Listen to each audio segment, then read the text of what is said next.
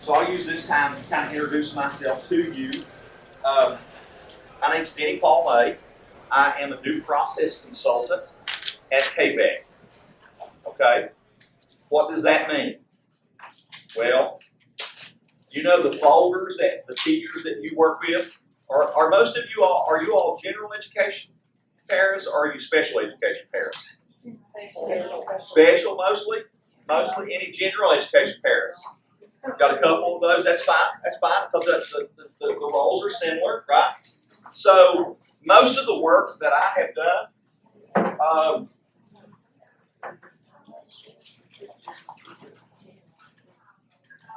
I'm loud, so. Most of the work that I've done through the years has been involved with special education. I'll just quickly tell you about my family. My wife was a kindergarten teacher in the Pike County schools for about 30 years. She had an instructional system, the same instructional system for 19 years, which was a beautiful thing. So if you can latch on into a relationship like that, I can tell you that that's really effective, okay?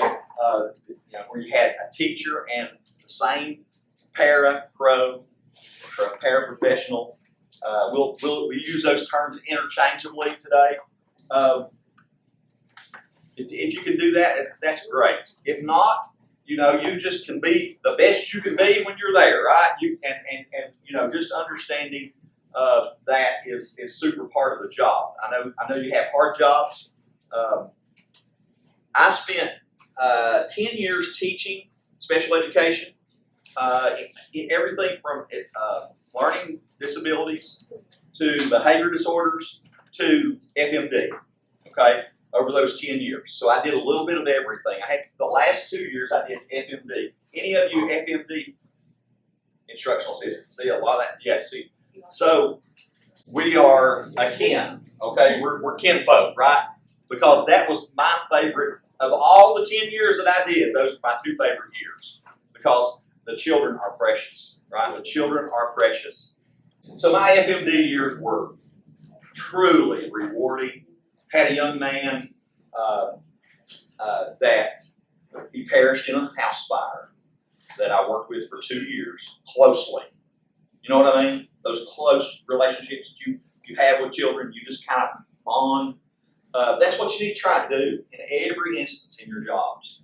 It's so super important to bond, right? And that's what really matters in the end, right? That's what really matters, that you were kind, that I was kind, and that we see that glass as being almost full, not empty, right? That's the most important thing I can tell you today, okay? Be kind. And I know, and a hug. And I know sometimes it's hard because this little fellow I'm going to tell you about, he could really push my button. You know what I mean? He could really push my button. But then he would want to call my wife on the phone. Okay, and he would say he had this, and that meant he wanted to call my wife and talk to her. And he wanted to go home with us, right? And so we were on vacation. Got a terrible call that nobody wants to get right when you're close to someone. And his mother and he both, perished in a house fire. And so that was really, some of the things that stick out, But some of the most meaningful were in 38 years. This is my 38, starting 38 years in special education, and I love it. Okay, I love every day of it. I really mean that. So now I spend my time working with teachers, supporting paraprofessionals, supporting directors. I coached high school basketball for 30 years, and then I went on and was a director of special ed at Pipeline Penny Schools for about 10 years. Okay, after I did that, I went to KVEC. Now I've been at KVEC about 9 years. Okay, so over a 38-year period of time, all but one semester of my educational career has been in special education. So you are my people, you guys, and I want to get to know you if I can all possible do that. And so change is hard sometimes. Just try to be kind. Okay, just try to be kind to your students. Try to keep the main thing the main thing. And for me, the main thing is supporting those students. Right? The main thing is you support those students. Sometimes that means a pat on the back. Sometimes that means a hug. Sometimes that means extra practice. a lot of times it means extra practice, doesn't it?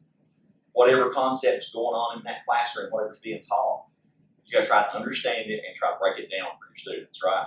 So we're going to talk a little bit about special ed, just some real quick stuff. Here's our learning objectives. One of the things that we always want to make sure of when we're working with a student is that they understand what the expectation is. Okay? They understand what you're trying to teach them, because you are teachers. Whether you want to be or not, you're a teacher, right? And you should think that way. The greatest person to ever walk this planet was a teacher, right? I won't get religious on you here, but just think about that for a second.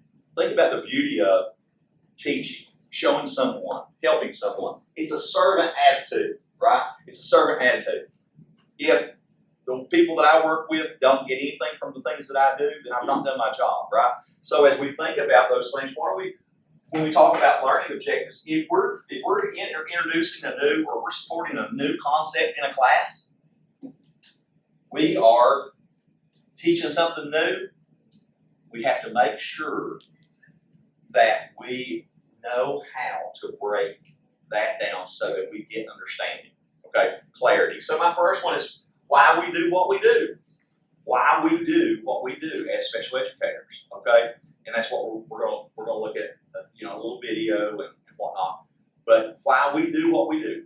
And then the other thing is, when you are supporting your children, the students that you're working with, it's not always going to be easy, okay? Communication is the key. If they do not understand, you're not going to be able to teach them, right? Show of hands again on FMD. Love. Number one rule, communication, right?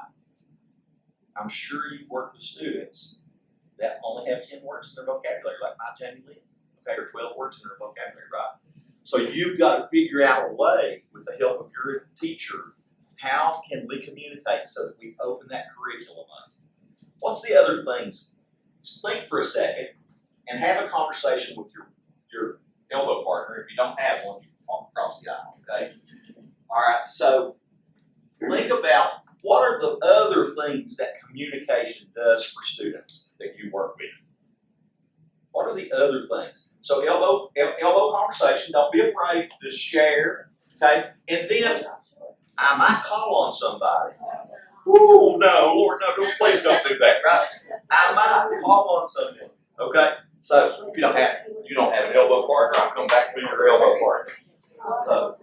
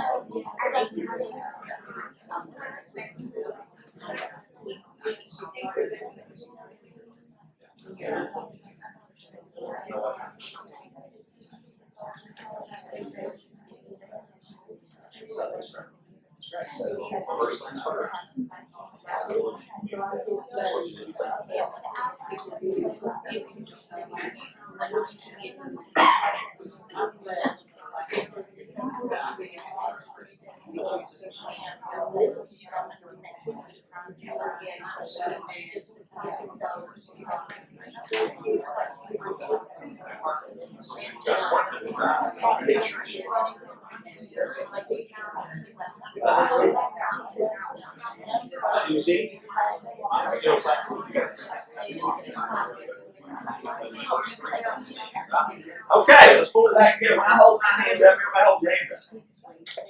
That means call this meeting back over. I love that noise. I really do. Okay, because that means we're talking, we're engaged. Now, how engaged were we? I had a great conversation with Maggie back here. She didn't have an elbow partner, so I was our built-in elbow partner. I just walked right back. We had a great conversation about communication. The number one basic need for your students. And even those students that have disabilities, you might think because they talk that they're getting it, but they may not be. You have to check for it, right? You have to check. So let's keep the main thing here the main thing. There's about 3 reasons why students need to be taught to communicate. Number one, if they don't have any words in their vocabulary, you've got to find an alternate way to do that, right? So don't let your student that you're assigned to, no, wait a minute, you're not assigned to a student, you're assigned to the classroom, right? You're not assigned to a student. We don't do that, right? So, but those people that you work with most consistently, let's say it that way, that they are communicating, that they're understanding, that the curriculum, that's the number one, that's the number 3. The curriculum's getting in. What's number 1? What were some of the things that you all thought? Did you all have, why would you want to be able, what are some things that need to be done for those students so that if they can't communicate, what do we need to know about them? Learn their type of sign language. Yes, we have to figure out a way, right? We have to figure out a way. And then, what is like there's this triangle of need within school. And when kids come into school, lots of times their basic needs have not been met. You see these kids, right? Their basic stuff they haven't met their basic, like they're hungry. Maybe they haven't had the hygiene taken care of, right? So we have to be kind in that situation, right? We have to go back to our kindness. And we have to say, and then we got to meet those needs first. You cannot teach anyone anything if their belly's hurting, because their belly hurting is more important to them at that point, and getting that belly straightened out is more important than anything that you're talking about with your ABCs. See what I'm saying? So number 1 is going to be, we're going to get those basic needs met. Think about it. If you can't tell me that your head's hurting, I can't help you. Right? Does that make sense? So number 1, we want to get those basic needs met so that we can teach.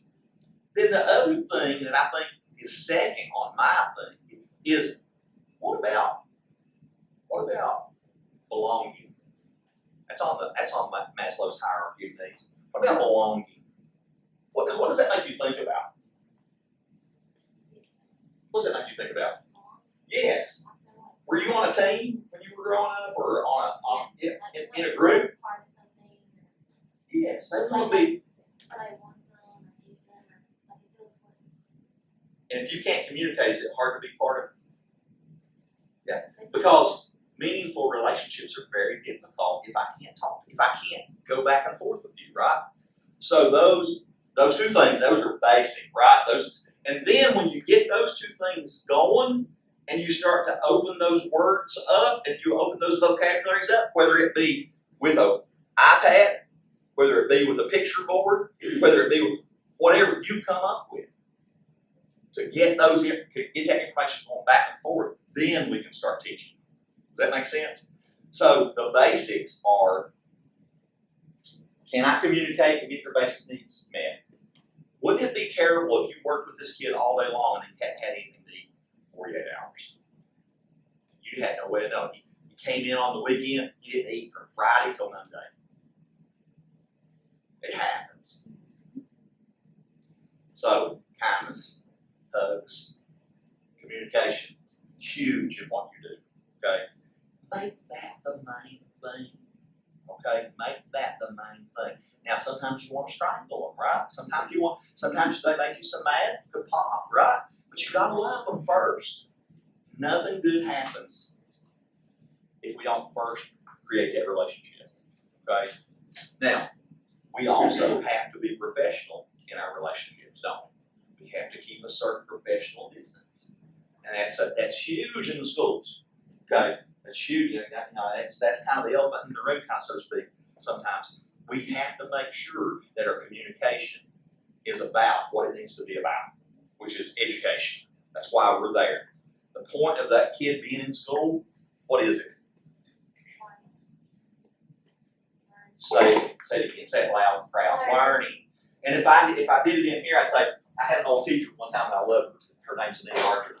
And she would say, this row, say learning. Say it with me. Learning. Learning. And more learning. Right? That's what she would say. That's what she would say. Let's do it again. We can do better. I'm going to get a little bit louder. Learning. 1, 2, 3. Learning. And more learning. More learning. Right? So that's the reason they're there. But until we can communicate and until we can let them know that we care about them, they're going to have a hard time with us. Right? So that's some of the reasons why we do what we do. Okay, let's watch this little video here. Because I've talked enough now. Let's see if we can get this to play. So this, who knows who this is? Some of my folks that are in my age group. Who is this? Yes, it's John F. Kennedy, right? Yeah. We know. Do you know what happened to John F. Kennedy? He was assassinated. He got assassinated in 1963. Do you also know that he had a sister Yes. that was severely handicapped that they performed a lobotomy on because they didn't understand disability? And he was very, very, very, very in tune. It was a volatile time in the 60s, 1963, 64. He got this. He said this on February 5th, 1963. We must promote to the best of our ability and by all possible and appropriate means the mental and physical health of all of our citizens. All, he said, all. That means those FMD students are just as important as the valedictorian. Okay? And the valedictorian is just as important as the FMD, right? That's what we're talking about. And so, John F. Kennedy himself had a learning disability. He also had a physical disability after he was in World War II. He got a back injury, right? And he had terrible, terrible pain with his back. So let's watch this video, and you might be surprised. I hope it plays the right video. Sometimes, you know how YouTube is. So if you hear something you're not supposed to hear, just cover your ears, okay? Because I really want you to see this.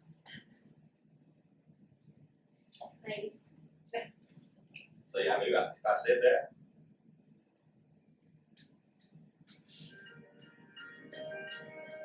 Know this guy? Yeah. Oh, dude. Churchill. Yeah. Branson. He's has music, owns airplanes and all kinds of stuff.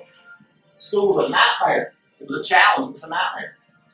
Richard Branson had dyslexia. Now this guy, Richard Dreyfuss, learning disability. Bill Clinton, emotional disabilities and hearing impairment. Reading and math disability, that's shared. School was really difficult. Almost anything I learned, I had to learn by listening. My report cards always said it. I was not living up to my potential. See, obviously, this is a young guy. I don't know him as well. James Durbin, he has autism. Work with kids with autism. Ricky Williams, football player of Miami, emotional disorders. Of course, Stephen Hawking, one of the brightest individuals on the planet, physical disabilities. My advice: concentrate on things your disability does not prevent you from doing. Now, let's get that off there as quick as we can. Back to the presentation. What did you think about when you watched that? Think for a second. Turn and talk to your partner. Turn and talk to your neighbor. What did you think about?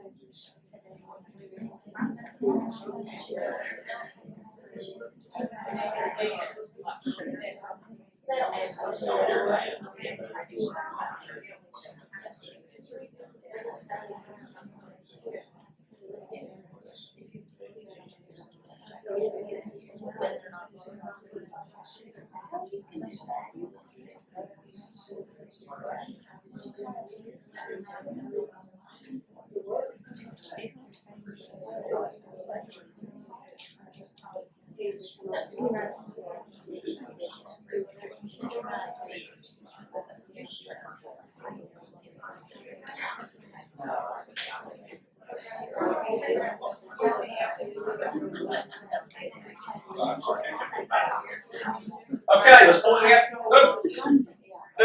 Come on now, everybody participate. This is a tool, right? This Now let's do some teacher talk here. You guys are teachers, okay? Your teachers believe that. Your teachers. Now, you say, well, they're not paying me like a teacher, but you are, and you embrace that, right? Teacher talk right here. Why am I having you all talk to one another? Why am I having you think about things? Why am I having you write some things down? Why? Because that's how you learn, right? You want to have a variety. So when you work with your little guy in the small group, or you've got a small group together, make sure that you're not doing all the talking. Okay? Make sure that you're not doing all the writing. Make sure you're not doing all the reading. Make sure that those kids are responding. The higher level of response that you get from the kids on the topic, the learning goes through the roof. You hear what I'm saying? So plan your activities that you do with your kids in small groups around, can I get you to write something? Can I get you to read something? Can I get you to say something? Can I get you to talk to your neighbor and then share? And can I get you to add to what you wrote down from your neighbor to make your answer better? Can you all work together to make your answer better? You see what I'm saying? So that's why I'm having you talk. Now I want to hear from you. I heard you say something as I walked by, and I heard it, but I kept on walking. Now, why am I walking and talking? Why am I, as the teacher, walking and talking? Because I want to see if you're engaged, number one, and number two, I'm going to hear what you're saying, and I'm going to be able to make a judgment on your understanding of what the topic is. So what did you say? You said something right off the bat. You said that's kind of... It's shocking. It's shocking. She used the word shock. I heard that, right? So why is it shocking? Because you would have never guessed that they had a disability. Share. Yeah. Sonny and Sherry, you know? Yeah. She was really, really shy. A lot of people don't know that about her. I'm a huge rock doc fan, right? On Saturday mornings, I love to get up, turn it on reels, and watch those rock docs, right? And so I know everything about Steve Perry and all those guys. I try to act like sometimes that I can sing a little bit, but it's fine. So, shocking, she says. What did you think? What was your thought? What was your first thought when you saw President John Kennedy and President Bill Clinton in that group, and Winston Churchill? You never would have thought by just looking at them that they had just done. So you can't look, can you? We got to throw those biases away, right? We got to just take, and we got to work, and we got to create relationships. You can't lead people, and your leaders too, okay? Your teachers, your leaders, your paraprofessionals. And I love that word professional, because you are a professional. And so what I want to say to you is, you can't lead people until they understand that you care about them, okay? You cannot lead people until you can get them to tell you what their vision of where they want to be in a few years. That's one of the first things you should do with your kids, is you should say, hey, where do you see yourself next year? Where do you see yourself at the end of this 4 years? Where do you see yourself next after you graduate? Because that's a big part of special ed, isn't it? That's a big part of what we do with students with disabilities, is trying to get them ready to transition to that next phase of life. It's mandated. It's mandated. If you're any high school paraprofessionals in here, anybody in high school, you're a high school paraprofessional. So one of the things is transition. It's all about what are you going to do after you leave us. So we got to get them ready, right? And then you elementary and middle school folks, you're thinking about that too, because you can't start too soon on that. You start having those conversations with your kids. What do you think you want to do? Are you sure? Do you know what all this entails? So what's the lesson now? Keep working with the kids, right? Keep working with the kids. Keep working with the kids. Keep working with the kids. Put them in situations. Make sure, right? Put them in situations. If you can help them get an internship, put them up there and let them do it. That's how you learn. You learn by doing, right? You learn by doing. Okay, so let's move on. Here are the requirements for being a paraprofessional. This is a little bit nuts and bolts stuff. Really quickly, you have to either have completed 2 years of college, hold a high school diploma, and meet one of the following: 2 years of college, have an associate degree or higher, or pass the Kentucky Para-educator assessment. Key responsibilities, this is important right here. So in Kentucky, a special para-educator works under the supervision of a certified teacher, provides instructional support. What does that say? Provides instructional support. You're a teacher, right? You're a teacher. Working one-on-one or in small groups with students with disabilities. That's one of your responsibilities. Assisting with behavior management, man, that's tough, isn't it? Just be aware of that. Helping with speech, occupational therapy, OT, you know what that is, fine motor stuff. Where the kids, is having trouble with the pencil or whatever, or having trouble with the keyboard. And then you got your physical therapy, which is your gross motor task, those large muscle movements where the kids have maybe a problem with the gait or their balance is, less than. So those are all things that you do. And then supporting inclusion in general education settings as needed. How many of you go into co-teaching settings? By show of hands. Anybody do co-teaching, or are you just in resource rooms and whatnot? I've done both. You've done both? Okay, yeah. So, if you go into co-teaching settings, you have to really connect with that general education teacher and be in tune with what's going on and help support that as much as possible. Another thing that you do that's probably not on this list is those accommodations, okay? Understanding the difference between accommodation and modification is huge, okay? An accommodation is a tool that helps the student access the learning, okay? Let's say that again. An accommodation is a tool that accesses the learning, okay? It helps put the student on a level playing field. If you do a modification, you're changing the curriculum, okay? You're changing what's expected to be learned. With an accommodation, the learning expectation is the same.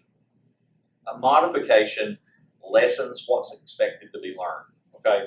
When we talk about modifications, typically modifications for a curriculum is only for our 1% students that are on alternate assessment, okay? So just keep that in mind, the difference between accommodation and modification, because sometimes those are used interchangeably, and it is confusing, isn't it? Okay. Anybody else want to share out any of the responsibilities that you have that are different from the responsibilities that I've included on the slide? I see smiles. Probably do a lot of different things, don't you? I'm training. You do potty training. How about over here? What are you all? Anything different from up here? Not much? Not really, no. Not really? Okay. How about you? I saw you. No? No? Anybody else? Anybody else?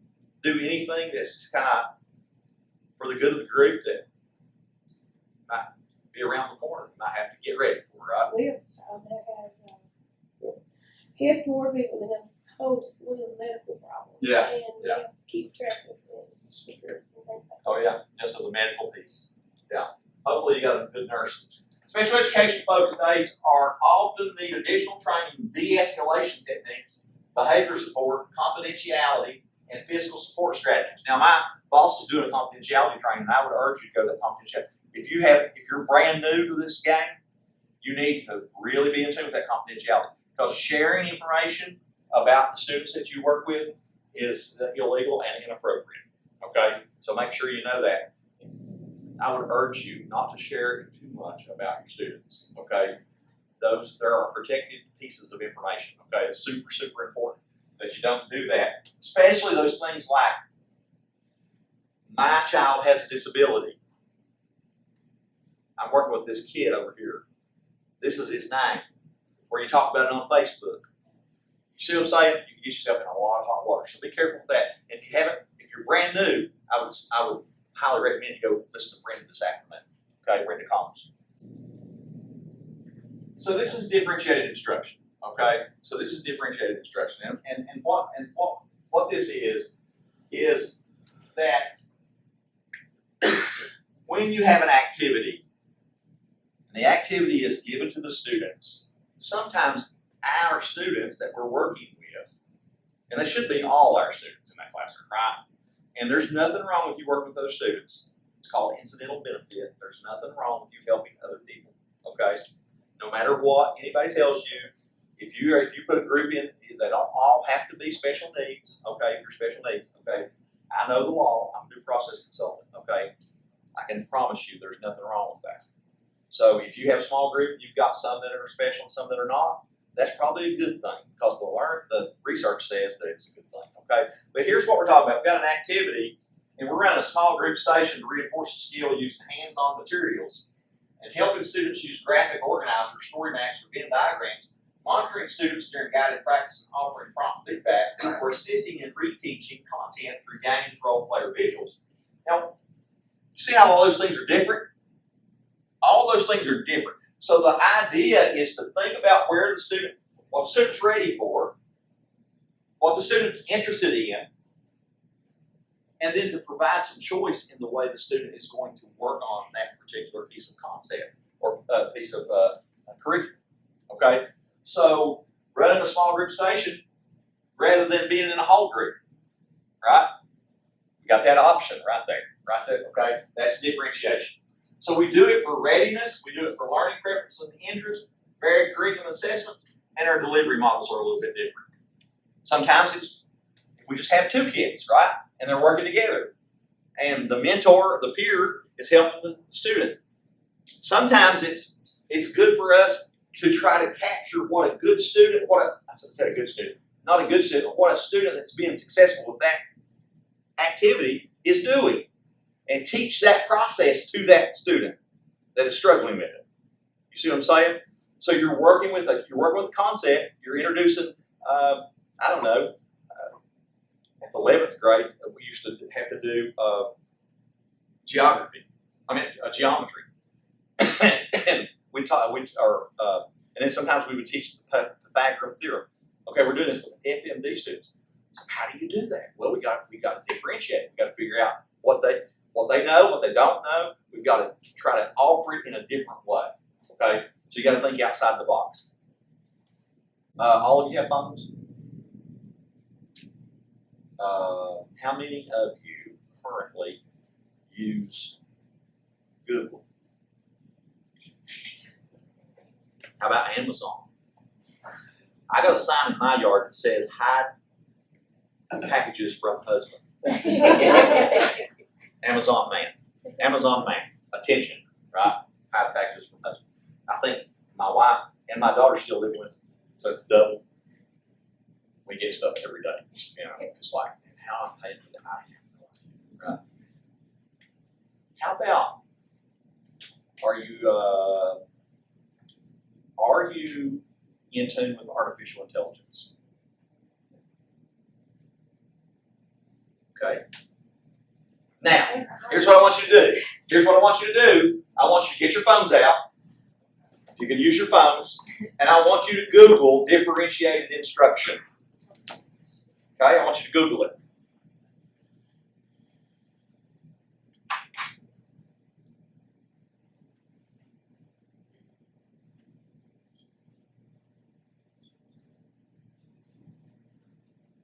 Did you get it?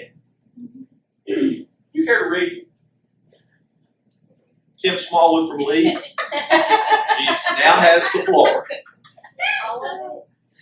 No, I mean, yeah. You want me to read it? You want me to read it? Go ahead.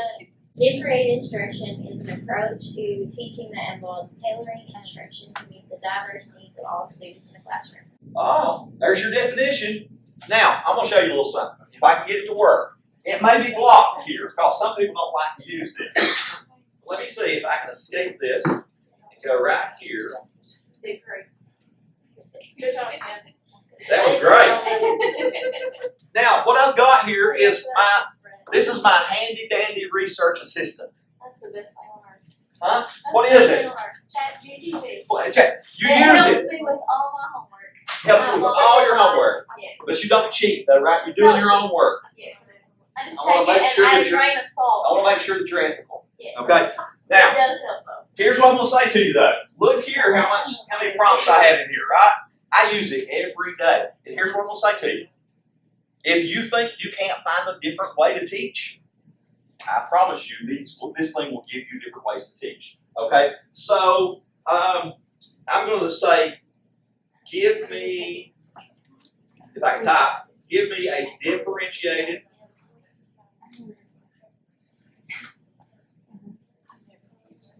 instructional strategy, teaching. Anybody working in 5th grade? Anybody working in 5th grade? 6th grade, middle school, 4th grade? Anybody have teaching problems? Reading problems? Main idea. Main idea is hard. That's what I'm going to use. Teaching main idea. Now watch this. Watch this. Watch how quickly this. Chat GPT. Yeah. Chat GPT. Woo, Lord, have mercy. Students will identify the main idea. Now look here. Look at the good stuff. And look how quickly it did it. Group 1, we're concerned about readiness. They're below grade level. Use level text or adapted passages. So you're going to find a level text. You're going to break down that text into text they understand, right? Or you're going to find a lower readability. Well, where in the world do I get that? I don't have any level text. Okay, so here's how it builds on things. That's as far as we're going to go. It also does teaches you how to use graphic organizers, because teaching kids how to use graphic organizers is more important than giving them one. You hearing what I'm saying to you? Teaching them to use a calculator is more important than giving them a calculator. Yes. And telling them to figure it out on their own. You got to teach, right?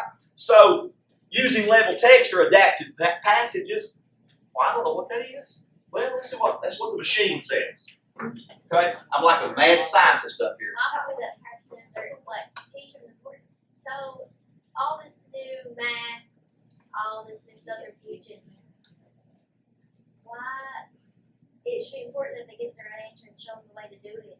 Why is it so important to teach them like a whole complicated way versus just a simple way? I don't know. These kids can't do half the math anymore. The parents don't even have to do it.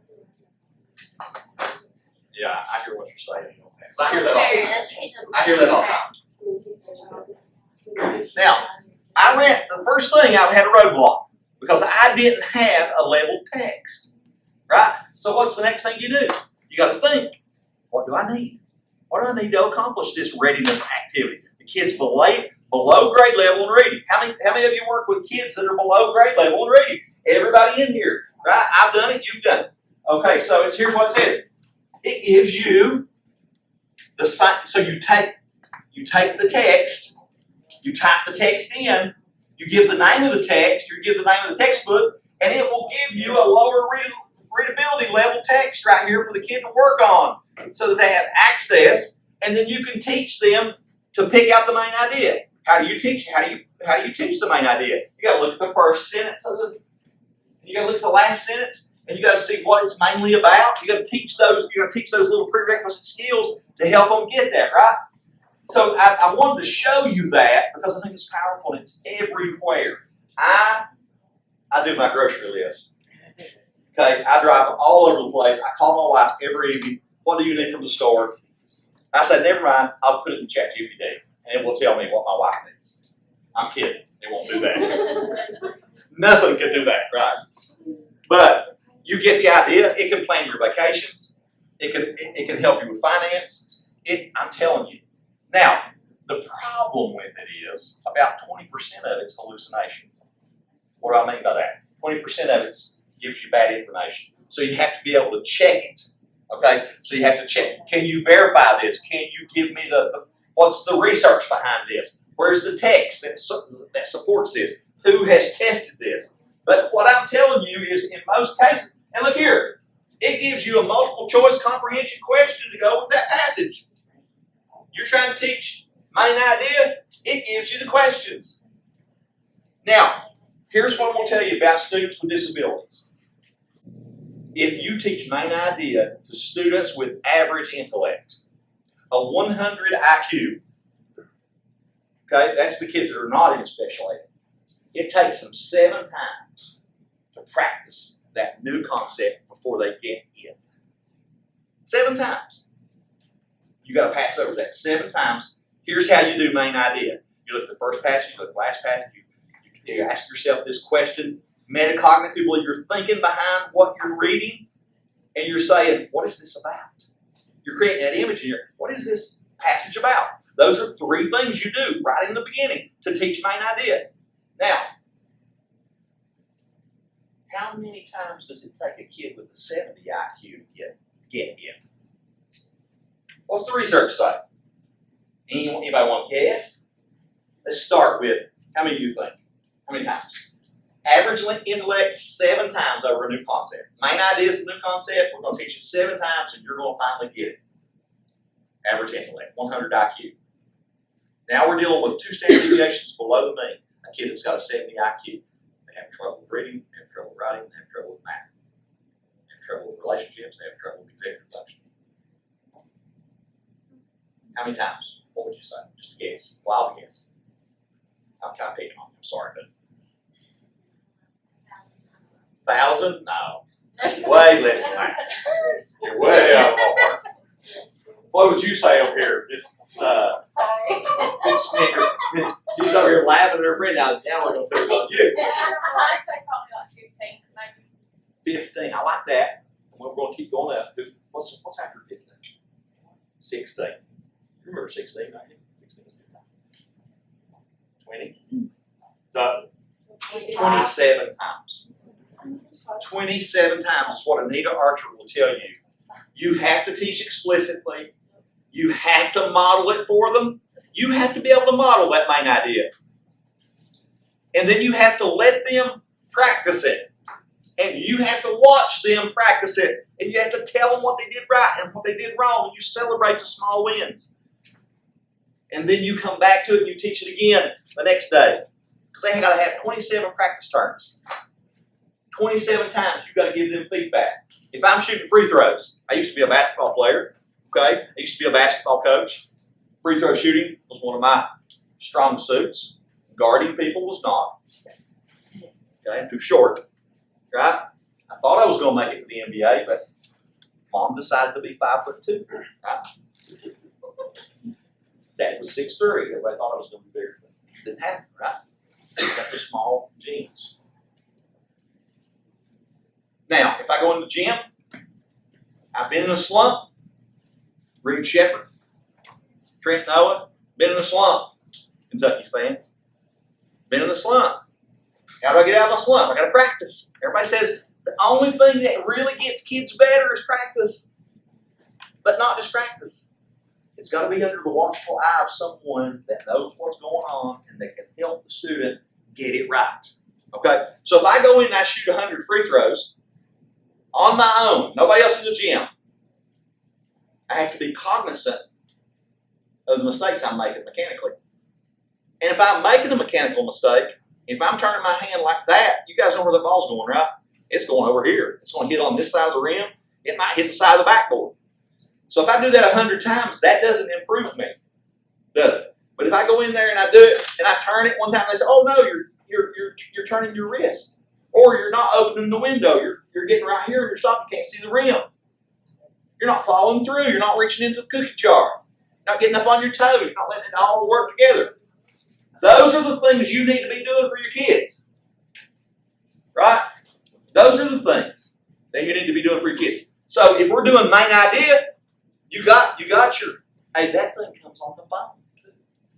Right here, I'm gonna show you. That's on your phone. You don't have to have a computer type. You don't have to be on a computer. Right here it is. See that thing right there in the corner? Chat GPT.